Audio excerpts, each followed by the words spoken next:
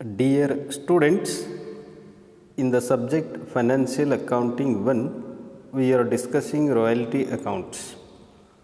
In this class, let us solve one more problem on preparation of a royalty payable chart. Here is a problem which is asked for the previous examination, that is for November 2017 for 5 marks. Please read the problem. Mr. Chenabasu wrote a book on financial accounting and got it published with Gadag Publishers on the terms that royalties will be paid at rupees 5 per copy sold, subject to a minimum rent of rupees 15,000 per year with a right of recoupment of short workings over the first 3 years of the royalty agreement. And here the information given is year 2013, 14, 15, 16, 4 years information is given, and number of copies printed and number of copies of closing stock.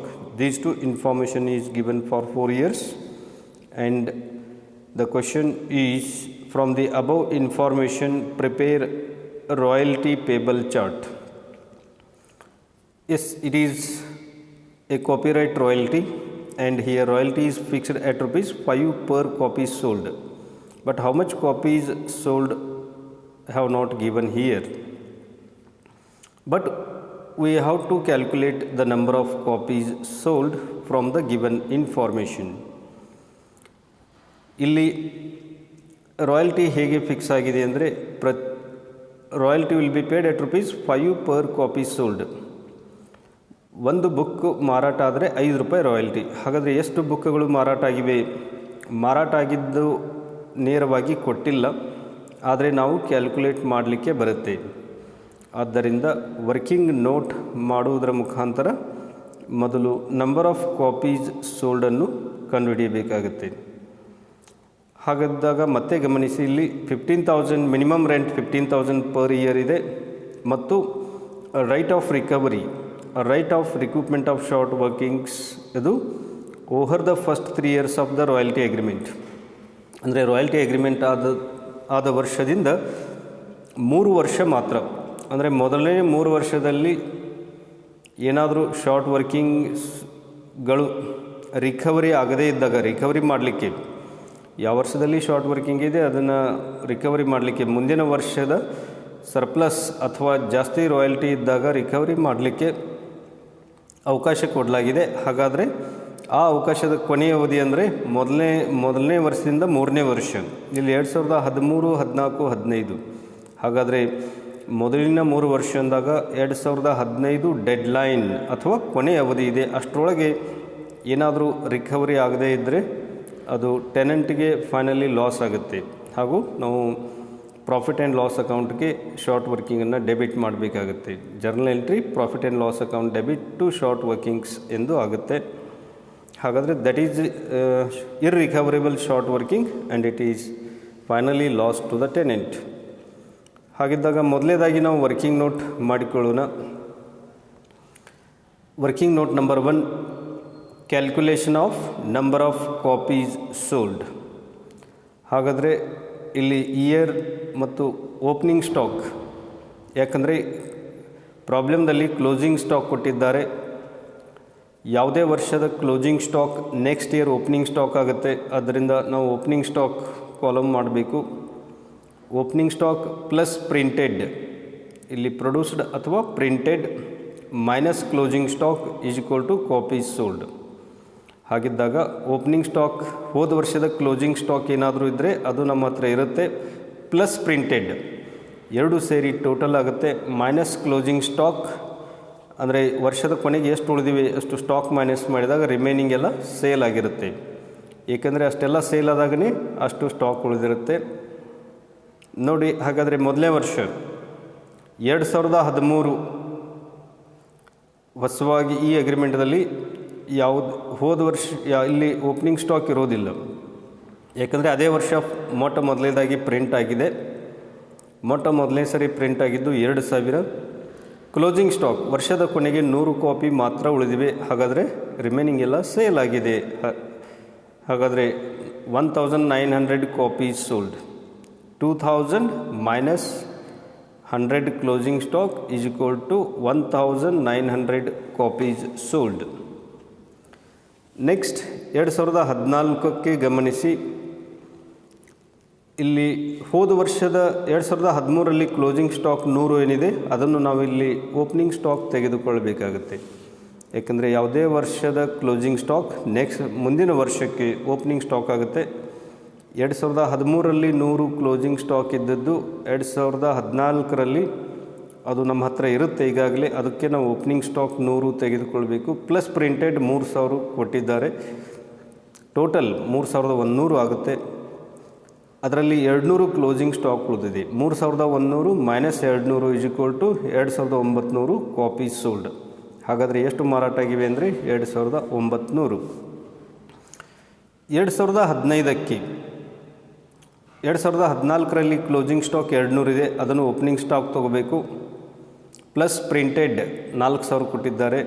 200 plus printed 4000 ಅಂದರೆ 4200 minus 400 closing stock ಮಾಡಿದ ನಂತರ 3800.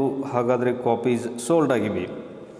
400 stock ಉಳಿಲಿಕ್ಕೆ ಕಾರಣ 3800 sale ಆದಾಗ 400 ಉಳಿಯುತ್ತೆ. ಹೀಗೆ ಇಲ್ಲಿ 400 closing stock ಕೊಟ್ಟಾಗ 4200ರಲ್ಲಿ 400 minus ಮಾಡಿ 3800 ಕಾಪೀಸ್ ಸೋಲ್ಡ್ ಆಗುತ್ತೆ. 2016ಕ್ಕೆ ಕೊನೆ ವರ್ಷದಲ್ಲಿ ಗಮನಿಸಿ. ಹಿಂದಿನ ವರ್ಷದಲ್ಲಿ ಕ್ಲೋಸಿಂಗ್ ಸ್ಟಾಕ್ ಇದ್ದದ್ದು ನಾವು ಓಪನಿಂಗ್ ಸ್ಟಾಕ್ ತೆಗೆದುಕೊಳ್ಬೇಕು. ಹಾಗಾದರೆ ಓಪನಿಂಗ್ ಸ್ಟಾಕ್ 400 ಆಗುತ್ತೆ. ಪ್ಲಸ್ ಪ್ರಿಂಟೆಡ್ 5000 ಕೊಟ್ಟಿದ್ದಾರೆ, ಟೋಟಲ್ ಎಷ್ಟಾಗುತ್ತೆ 5400 ಮೈನಸ್ ಕ್ಲೋಸಿಂಗ್ ಸ್ಟಾಕ್ 500 ಇದೆ. ಹಾಗಾದರೆ 5400ರಲ್ಲಿ 500 ಕ್ಲೋಸಿಂಗ್ ಸ್ಟಾಕ್ ಮೈನಸ್ ಮಾಡಿದಾಗ 4900 ಕಾಪೀಸ್ ಸೋಲ್ಡ್ ಆಗುತ್ತೆ. 4900 ಕಾಪೀಸ್ ಸೋಲ್ಡ್. ಏಕೆಂದರೆ ಇಲ್ಲಿ ಕಾಪೀಸ್ ಸೋಲ್ಡ್ ಎಷ್ಟು ಪ್ರತಿಗಳು ಮಾರಾಟ ಆಗಿವೆ, ಒಂದು ಪ್ರತಿಗೆ 5 ರೂಪಾಯಿ ರಾಯಲ್ಟಿ ಇರೋದರಿಂದ ನಾವು ಈ ರೀತಿ ವರ್ಕಿಂಗ್ ನೋಟ್ ಮಾಡಿ ರಾಯಲ್ಟಿ ಕ್ಯಾಲ್ಕುಲೇಟ್ ಮಾಡಲಿಕ್ಕೆ ಕಾಪೀಸ್ ಸೋಲ್ಡ್ ಕಂಡುಹಿಡಿಬೇಕಾಗುತ್ತೆ. ಹಾಗಾದರೆ ಹೆಡ್ಡಿಂಗ್ ಕೊಡಿ. ನಾವು ನೆಕ್ಸ್ಟ್ 9 ಕಾಲಮ್ಗಳ ರಾಯಲ್ಟಿ ಪೇಬಲ್ ಚಾರ್ಟನ್ನು ಮಾಡೋಣ. ಮೊದಲೇದು ಇಯರ್, ನೆಕ್ಸ್ಟ್ ಕಾಪೀಸ್ ಸೋಲ್ಡ್, ಆಮೇಲೆ ರಾಯಲ್ಟಿ ಎಟ್ ₹5 ಪರ್ ಕಾಪಿ ಇದೆ. Minimum rent column, short workings, ಆಮೇಲೆ surplus, short working, recovered not recovered column ಮಾಡಿ ಕೊನೆಗೆ ಅಮೌಂಟ್ ಪೇಬಲ್ ಟು ಚನ್ನಬಸು. ಇಲ್ಲಿ ಗದಗ ಪಬ್ಲಿಷರ್ಸ್ ಅವರು ಲೀಜಿ ಆಗುತ್ತಾರೆ. ಇಲ್ಲಿ ಓನರ್ ಯಾರಂದರೆ ಲೇಸರ್ ಯಾರಂದರೆ ಚನ್ನಬಸು. ಯಾಕಂದರೆ ಚನ್ನಬಸು ರಾಯಲ್ಟಿ ಪಡೆಯುವಂಥ ವ್ಯಕ್ತಿ ಇದ್ದಾನೆ. ಆ ರೈಟ್ ತನ್ನ ಹಕ್ಕನ್ನು ಇನ್ನೊಬ್ಬರಿಗೆ ಕೊಟ್ಟಿದ್ದಾನೆ ಪ್ರಿಂಟ್ ಮಾಡಲಿಕ್ಕೆ. ಹಾಗಾದರೆ ಪ್ರಿಂಟ್ ಮಾಡಲಿಕ್ಕೆ ಪಡೆದವರು ಟೆನೆಂಟ್ ಇಲ್ಲಿ ಯಾರಂದರೆ ಲೀಜಿನೂ ಅಂತ ಕರಿಬೋದು, ಅವರು ಗದಗ ಪಬ್ಲಿಷರ್ಸ್. ಹಾಗಾದರೆ ಓನರ್ ಲೇಸರ್ ಇಲ್ಲಿ ಚನ್ನಬಸುಗೆ ಹಣ ಹೋಗಬೇಕಾಗತ್ತೆ. ಹಾಗಾದರೆ ಇಯರ್ ಕಾಲಮ್ದಲ್ಲಿ 4 ವರ್ಷ ಇದೆ, ಬರೆಯಿರಿ. 2013, 2014, 2015, 2016. ನೆಕ್ಸ್ಟ್ ಕಾಪೀಸ್ ಸೋಲ್ಡ್ ನಾವು ಮೇಲೆ ಕಂಡುಹಿಡಿದಿದ್ದೇವೆ, ಅದನ್ನೇ ಎಂಟ್ರಿ ಮಾಡಿ. 1900, 2900, 3800, ಹಾಗೆ 2016ಕ್ಕೆ 4900. ಆಮೇಲೆ ಒಂದು ಪ್ರತಿಗೆ 5 ರೂಪಾಯಿ ಅಂತೆ 1900ಕ್ಕೆ ಗುಣಿಸಿ 1900 ಗುಣಲೆ 5 ಈಸ್ ಈಕ್ವಲ್ ಟು 9500 ರಾಯಲ್ಟಿ ಮೊದಲೇ ವರ್ಷಕ್ಕೆ. ನೆಕ್ಸ್ಟ್ ಇಯರ್ 2014ಕ್ಕೆ 2900 ಗುಣಲೆ 5 ರೂಪಾಯಿ ಈಸ್ ಈಕ್ವಲ್ ಟು 14,500 ರೂಪಾಯಿ ಆಗುತ್ತೆ ರಾಯಲ್ಟಿ. ಅದೇ ರೀತಿ 3800 ಗುಂಡ್ಲೆ 5 ಈಜ್ಕೊಲ್ಟ್ 19,000 ಆಗುತ್ತೆ ರಾಯಲ್ಟಿ. ಆಮೇಲೆ 2016ಕ್ಕೆ 4,900 ಗುಂಡ್ಲೆ 5 ರೂಪಾಯಿ ಅಂದಾಗ 24,500 ಆಗುತ್ತೆ. ಮಿನಿಮಮ್ ರೆಂಟ್ ಎಲ್ಲ ವರ್ಷಗಳಲ್ಲಿ ಸೇಮ್ ಎಂಟ್ರಿ ಮಾಡಿ 15,000 15,000 15,000 15,000 4 ವರ್ಷಕ್ಕೆ. ಇನ್ನು ಕಂಪೇರ್ ಮಾಡಿ ಮಿನಿಮಮ್ ರೆಂಟ್ ಮತ್ತು ರಾಯಲ್ಟಿ ಕಡಿಮೆ ಇದ್ದಾಗ ಶಾರ್ಟ್ ವರ್ಕಿಂಗ್ ಅಂತ ಕರೆಯುತ್ತೇವೆ. ಹಾಗಾದರೆ ಮೊದಲೇ ವರ್ಷದಲ್ಲಿ ರಾಯಲ್ಟಿ 9,500 ಕಡಿಮೆ ಇದೆ. ಮಿನಿಮಮ್ ರೆಂಟ್ಗಿಂತ ಎಷ್ಟು ಕಡಿಮೆ ಇದೆ ಅಂದರೆ ಮೈನಸ್ ಮಾಡಿ 15,000 ಮೈನಸ್ 9,500 ಈಜ್ಕೊಲ್ಟು 5,500 ಆಗುತ್ತೆ. ಹಾಗಾದರೆ ಶಾರ್ಟ್ ವರ್ಕಿಂಗ್ 5,500. ಶಾರ್ಟ್ ವರ್ಕಿಂಗ್ ಇದ್ದಾಗ ಸರ್ಪ್ಲಸ್ ಇರೋದಿಲ್ಲ, ಸರ್ಪ್ಲಸ್ ಇದ್ದಾಗ ಶಾರ್ಟ್ ವರ್ಕಿಂಗ್ ಇರೋದಿಲ್ಲ, ಯಾವುದಾದ್ರೂ ಒಂದಿರುತ್ತೆ. ಇಲ್ಲಿ ಸರ್ಪ್ಲಸ್ ಡ್ಯಾಶ್. ಇನ್ನು ಮೊದಲೇ ವರ್ಷಕ್ಕೆ ರಿಕವರಿ ನಾಟ್ ರಿಕವರಿ ಬರೋದಿಲ್ಲ, ಯಾಕಂದರೆ ಸರ್ಪ್ಲಸ್ ಇದ್ದಾಗ ರಿಕವರಿ ಮಾಡಬೇಕು ಮತ್ತು ಹಿಂದಿನ ವರ್ಷದಲ್ಲಿ ಶಾರ್ಟ್ ವರ್ಕಿಂಗ್ ಇರಬೇಕು ಅಂದಾಗ ಮಾತ್ರ ಅದು ಅನ್ವಯ ಆಗುತ್ತೆ. ನಾಟ್ ರಿಕವರ್ಡ್ ಅಂದಾಗ ಡೆಡ್ಲೈನ್ ಮುಗಿದಾಗ ನಾಟ್ ರಿಕವರ್ಡ್ ಆಗುತ್ತೆ. ಇಲ್ಲಿ ಡೆಡ್ಲೈನ್ ಇನ್ನೂ ಮೊದಲೇ 3 ವರ್ಷ ಅಂದಾಗ 2015ಕ್ಕೆ ಇದೆ. ಇಲ್ಲಿ ಯಾವುದೇ ಡೆಡ್ಲೈನ್ ಇನ್ನೂ ಮುಗಿದಿಲ್ಲ. ಆದ್ದರಿಂದ ಮೊದಲನೇ ವರ್ಷಕ್ಕೆ ರಿಕವರಿ ನಾಟ್ ರಿಕವರಿ ಬರೋದಿಲ್ಲ. Amount payable to Channabasu ಯಾವುದಂದರೆ ಮಿನಿಮಮ್ ಫಿಕ್ಸ್ಡ್ ಅಮೌಂಟ್. ರಾಯಲ್ಟಿ ಜಾಸ್ತಿ ಇದ್ದಾಗ ರಾಯಲ್ಟಿ ಕೊಡುತ್ತೇವೆ, ಅದು ರಿಕವರಿ ಮಾಡಿದರೆ ಮೈನಸ್ ಮಾಡಿ ಕೊಡುತ್ತೇವೆ, ಇಲ್ಲದಿದ್ದರೆ ಫುಲ್ ರಾಯಲ್ಟಿ ಹೋಗುತ್ತೆ. ರಾಯಲ್ಟಿ ಜಾಸ್ತಿ ಇದ್ದಾಗ, ರಾಯಲ್ಟಿ ಕಡಿಮೆ ಇದ್ದಾಗ ಮಿನಿಮಮ್ ಫಿಕ್ಸ್ಡ್ ಅಮೌಂಟ್ ಆದರೂ ಕೊಡಲೇಬೇಕು. ಹಾಗಾದರೆ ಮಿನಿಮಮ್ ಫಿಕ್ಸ್ಡ್ ಅಮೌಂಟ್ ಕೊಡೋದು 15,000. ರಾಯಲ್ಟಿ ಕಡಿಮೆ ಇದೆ ಇಲ್ಲಿ 9,500. ಆದ್ದರಿಂದ first year amount payable to Channabasu minimum rent ಆಗುತ್ತೆ 15,000. ನೆಕ್ಸ್ಟ್ 2014ಕ್ಕೆ ರಾಯಲ್ಟಿ 14,500. ಗಮನಿಸಿ, 2014ಕ್ಕೆ ರಾಯಲ್ಟಿ 14,500, ಮಿನಿಮಮ್ ರೆಂಟ್ 15,000 ಇದೆ. ಮತ್ತು ರಾಯಲ್ಟಿ ಕಡಿಮೆ ಇದೆ, ಎಷ್ಟು ಅಂದರೆ 500. ಇವೆರಡರ ನಡುವಿನ ಡಿಫ್ರೆನ್ಸ್ ಎಷ್ಟು? 500. ಹಾಗಾದರೆ 500 ರಾಯಲ್ಟಿ ಕಡಿಮೆ ಇದೆ, ಅದಕ್ಕೆ ನಾವು ಶಾರ್ಟ್ ವರ್ಕಿಂಗ್ ಎಂದು ಕರೆಯುತ್ತೇವೆ. ಸರ್ಪ್ಲಸ್ ಇಲ್ಲ ಡ್ಯಾಶ್, ರಿಕವರಿ ಮಾಡಲಿಕ್ಕೆ ಸರ್ಪ್ಲಸ್ ಇಲ್ಲ dash, recovered column dash, not recovered ಬರುವುದಿಲ್ಲ ಯಾಕಂದರೆ ಇನ್ನೂ ಡೆಡ್ಲೈನ್ ಮುಗೋದಿಲ್ಲ. Amount payable to Channabasu 15,000 ಆಗುತ್ತೆ, ಯಾಕೆಂದರೆ ರಾಯಲ್ಟಿ ಕಡಿಮೆ ಇರೋದ್ರಿಂದ ಮಿನಿಮಮ್ ರೆಂಟ್ ಕೊಡಬೇಕು 15,000. ನೆಕ್ಸ್ಟ್ 2015ಕ್ಕೆ ನಂಬರ್ ಆಫ್ ಕಾಪೀಸ್ ಸೋಲ್ಡ್ 3,800 ಇದೆ. 5 ರೂಪಾಯಿ ಅಂತೆ ರಾಯಲ್ಟಿ 19,000 ಆಯಿತು. ಮಿನಿಮಮ್ ರೆಂಟ್ ಫಿಕ್ಸ್ಡ್ ಅಮೌಂಟ್ ಎಲ್ಲ ವರ್ಷದಲ್ಲಿ ಸೇಮ್ ಇದೆ, ಅದು 15,000. ಶಾರ್ಟ್ ವರ್ಕಿಂಗ್ಸ್ ಇಲ್ಲಿ ಬರೋದಿಲ್ಲ. There is no short working in the year 2015 because here royalty is more than minimum rent. How much it is more? That is 4,000. ಎಷ್ಟು ಜಾಸ್ತಿ ಇದೆ ಅಂದರೆ 4,000 ರಾಯಲ್ಟಿ ಜಾಸ್ತಿ ಇದೆ ಮಿನಿಮಮ್ ರೆಂಟ್ಗಿಂತ, ಅದಕ್ಕೆ ನಾವು ಸರ್ಪ್ಲಸ್ ಎಂದು ಕರೆಯುತ್ತೇವೆ. ಸರ್ಪ್ಲಸ್ ಅಂದಾಗ ರಿಕವರಿ ಮಾಡಲಿಕ್ಕೆ ಅವಕಾಶ ಇದೆಯೋ ಅಥವಾ ಇಲ್ಲವೋ ಎಂಬುದನ್ನು ಗಮನಿಸಬೇಕು. ಹಿಂದಿನ ವರ್ಷದಲ್ಲಿ ಶಾರ್ಟ್ ವರ್ಕಿಂಗ್ ಇರಬೇಕು ಮತ್ತು ಅದನ್ನು ರಿಕವರಿ ಮಾಡಲಿಕ್ಕೆ ಒಪ್ಪಂದದ ಪ್ರಕಾರ ಅವಕಾಶ ಅಥವಾ ಅವಧಿನೂ ಇರಬೇಕಾಗತ್ತೆ, ಆಗ ರಿಕವರಿ ಆಗುತ್ತೆ. ಇಲ್ಲಿ ಹಿಂದಿನ ವರ್ಷದ ಒಟ್ಟು ಶಾರ್ಟ್ ವರ್ಕಿಂಗ್ ಅಂದರೆ ಡೆಫಿಸಿಟ್ ಅಮೌಂಟ್, ಕೊರತೆ ಹಣ.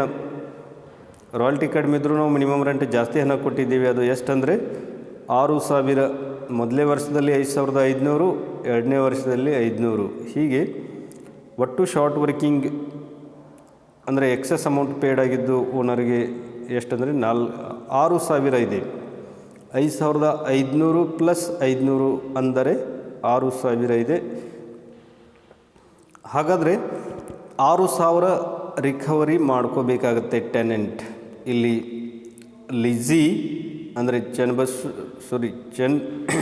ಇಲ್ಲಿ ಲಿಜಿ ಅಂದರೆ ಗದಗ್ ಪಬ್ಲಿಷರ್ಸ್, ಅವರು ಚನ್ನಬಸ್ಸುಗೆ ದುಡ್ಡು ಕೊಡಬೇಕಾಗಿದೆ. ಹಾಗಾದರೆ 6,000 ಜಾಸ್ತಿ ಕೊಟ್ಟದ್ದನ್ನು 2015ರಲ್ಲಿ ಕೊನೆಯ ಅವಧಿ ಇಲ್ಲಿ ರಿಕವರಿ ಮಾಡಿಕೊಳ್ಳಲಿಕ್ಕೆ, ಯಾಕೆಂದರೆ ಒಪ್ಪಂದದ ಪ್ರಕಾರ right off recruitment is over the first 3 years ಅಂತ ಕೊಟ್ಟಿದ್ದಾರೆ, ಮೊದಲಿನ 3 ವರ್ಷಗಳು ಮಾತ್ರ. ಹಾಗಾದರೆ 2013, 14, 15 ಇದು ಕೊನೆಯ ಅವಧಿ. 2015 ಕೊನೆಯ ಅವಧಿ. ಹಾಗಾದರೆ 6,000 ರಿಕವರಿ ಮಾಡಲಿಕ್ಕೆ ಇಲ್ಲಿ ಸರ್ಪ್ಲಸ್ 6,000 ಇಲ್ಲ, 4,000 ಮಾತ್ರ ಇದೆ. ಅಷ್ಟೆಲ್ಲ ರಿಕವರಿ ಮಾಡಿಕೊಳ್ಳಿ. ರಿಕವರ್ಡ್ ಕಾಲಮ್ನಲ್ಲಿ 4,000 ಬರೀಬೇಕು. 4,000 ಸರ್ಪ್ಲಸ್ ಇತ್ತು, ಹಿಂದಿನ ವರ್ಷದಲ್ಲಿ ಶಾರ್ಟ್ ವರ್ಕಿಂಗ್ ಇನ್ನೂ ಜಾಸ್ತಿ ಇದೆ, 4,000 ಮಾತ್ರ ರಿಕವರಿ ಮಾಡ್ತೇವೆ. ಹಾಗಾದರೆ ರಿಕವರಿ ಆಗದೆ ಎಷ್ಟು ಉಳಿಯುತ್ತೆ ಅಂದಾಗ ಅದು 2,000. ಏಕೆಂದರೆ ಒಟ್ಟು ಶಾರ್ಟ್ ವರ್ಕಿಂಗ್ ಹಿಂದಿನ ವರ್ಷದಲ್ಲಿ 5500 ಪ್ಲಸ್ 500 6000 ಇದೆ. 6000ದಲ್ಲಿ 4000 ಮಾತ್ರ ರಿಕವರಿ ಆಗುತ್ತೆ. 2000 ನಾಟ್ ರಿಕವರ್ಡ್ ಅಥವಾ ಇರ್ರಿಕವರೇಬಲ್ ಕಾಲಮ್ನಲ್ಲಿ ಬರಿಬೇಕು ಅಥವಾ ಇಡಬೇಕು. ಯಾಕಂದರೆ ಡೆಡ್ಲೈನ್ ಇಲ್ಲಿ 2015 ರಿಕವರಿ ಮಾಡಲಿಕ್ಕೆ. ಡೆಡ್ಲೈನ್ ಅಂದರೆ ಕೊನೆಯ ಅವಧಿ 2015 ಇದೆ. ಇಷ್ಟರೊಳಗೆ ಸರ್ಪ್ಲಸ್ ಆಗದೆ ರಿಕವರಿ ಆಗದೇ ಇದ್ದರೆ ರೀ ಪ್ರಿಂಟ್ ಜಾಸ್ತಿ ಆಗಿ ಸೇಲ್ ಜಾಸ್ತಿ ಆದಾಗ ರಾಯಲ್ಟಿ ಜಾಸ್ತಿ ಆಗುತ್ತೆ.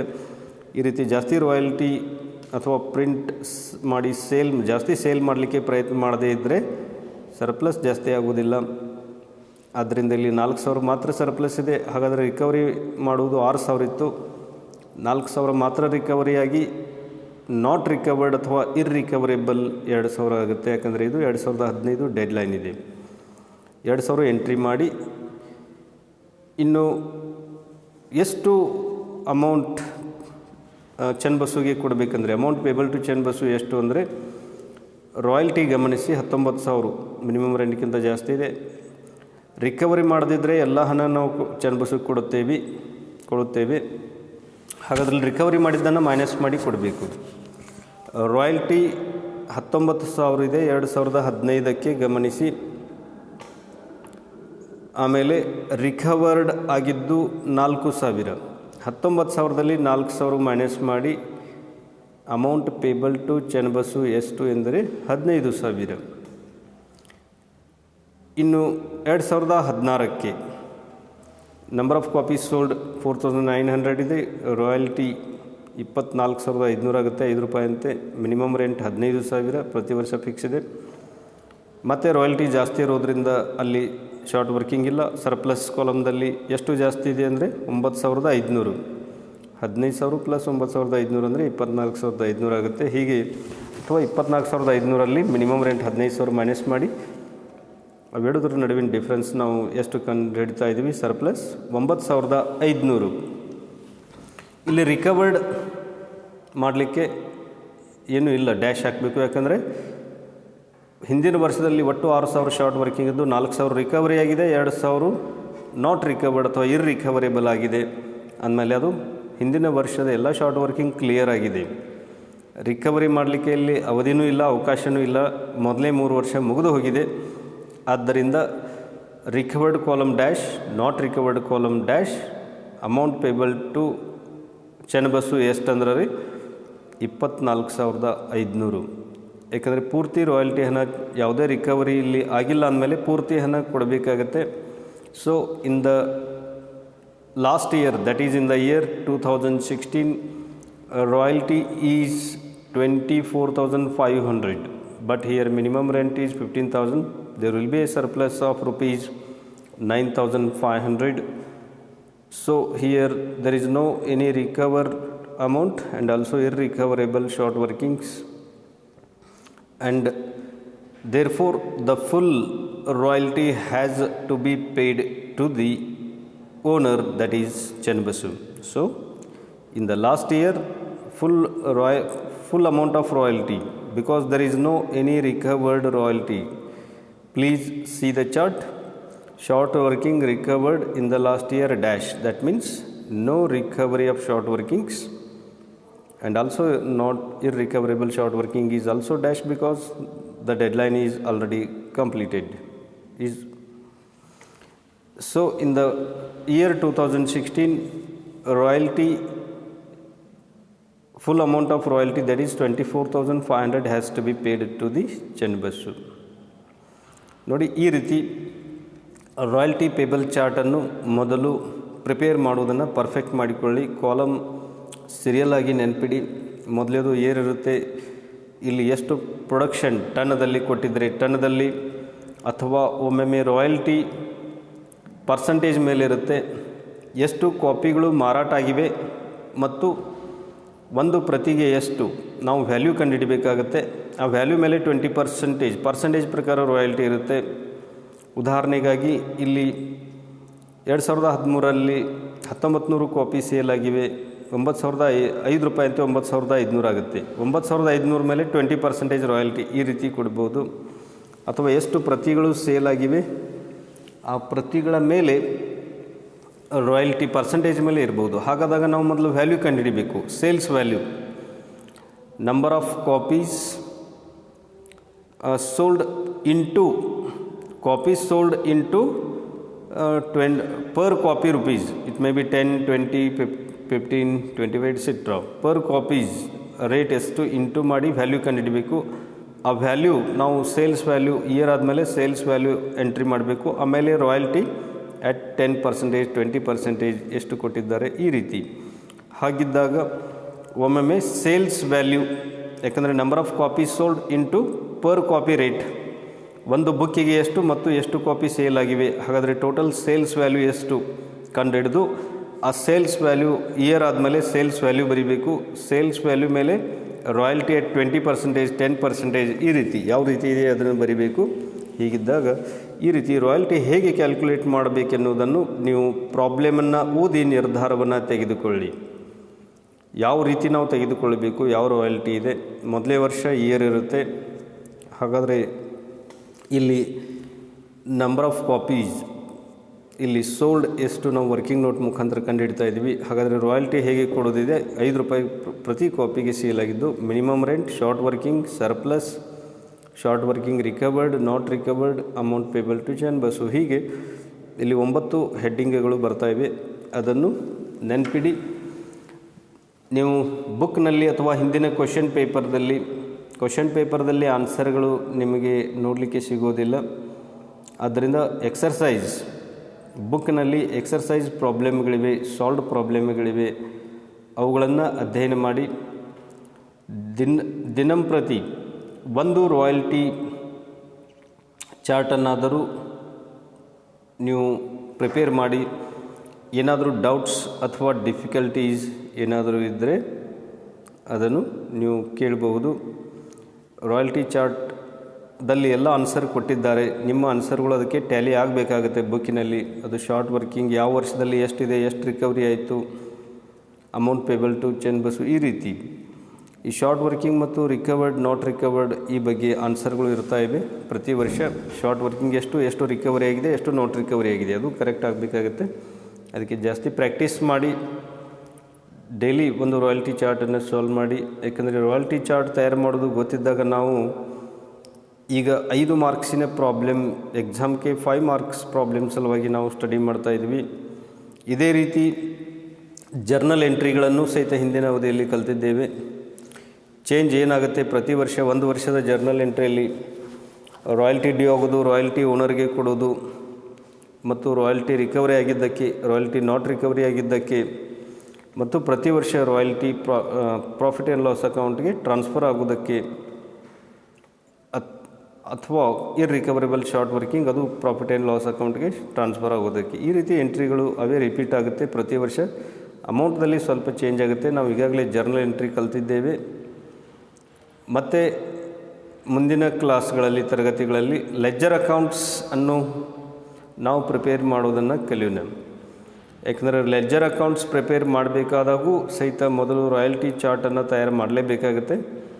ರಾಯಲ್ಟಿ ಚಾರ್ಟ್ ತಯಾರು ಮಾಡಿ ಪ್ರತಿ ವರ್ಷ ಇಲ್ಲಿ ಜರ್ನಲ್ ಎಂಟ್ರಿ ಇಲ್ಲದೆ ನೇರವಾಗಿ ರಾಯಲ್ಟಿ ಅಕೌಂಟ್ ತಯಾರು ಮಾಡೋದು ಭಾಳ ಈಸಿ ಇದೆ.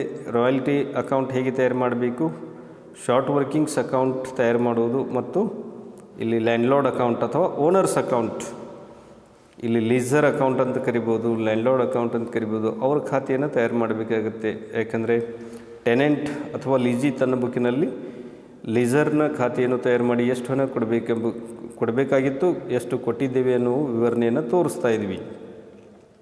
ಹಾಗಾದರೆ ನೆಕ್ಸ್ಟ್ ಕ್ಲಾಸ್ಗಳಲ್ಲಿ ನಾವು ಲೆಜರ್ ಅಕೌಂಟ್ಗಳನ್ನು ಕಲಿಯೋಣ. ಹಾಗೆಯೇ ರಾಯಲ್ಟಿ ಚಾರ್ಟ್ ತಯಾರು ಮಾಡೋದು ಇನ್ನೂ 1 ಅಥವಾ 2 ಚಾರ್ಟ್ ರಾಯಲ್ಟಿ ಚಾರ್ಟ್ ಬಗ್ಗೆ ಕಲಿಯೋಣ. Thank you.